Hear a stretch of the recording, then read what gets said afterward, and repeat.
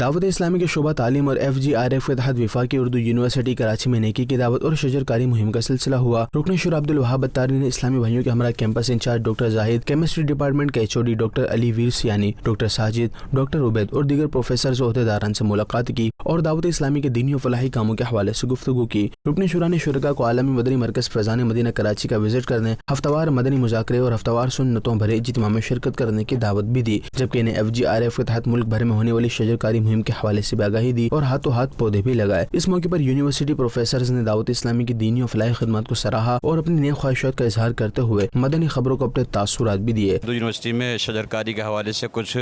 پودے لگائے ہیں اور ہم تمام فیکلٹی ممبران اور تمام اساتذہ اور تمام طلباء طالبات کی جانب سے آپ کا بہت شکریہ ادا کرتے ہیں کہ آپ نے یہاں پر اردو یونیورسٹی کو چنا، درختوں کے حوالے سے، شجرکاری کے حوالے سے۔ شعبہ تعلیم سے جو ہمارے ساتھی دعوت اسلامی سے تشریف لائے ہیں ان کو ہم بہت خوش آمدید بھی کہتے ہیں اور ان کا شکریہ ادا کرتے ہیں کہ انہوں نے اس ایک اچھے کام کے لیے ہماری جامعہ کا انتخاب کیا اور یہاں پہ آئے۔ شجرکاری مہم کے تحت یہاں ہم نے پودے لگائے،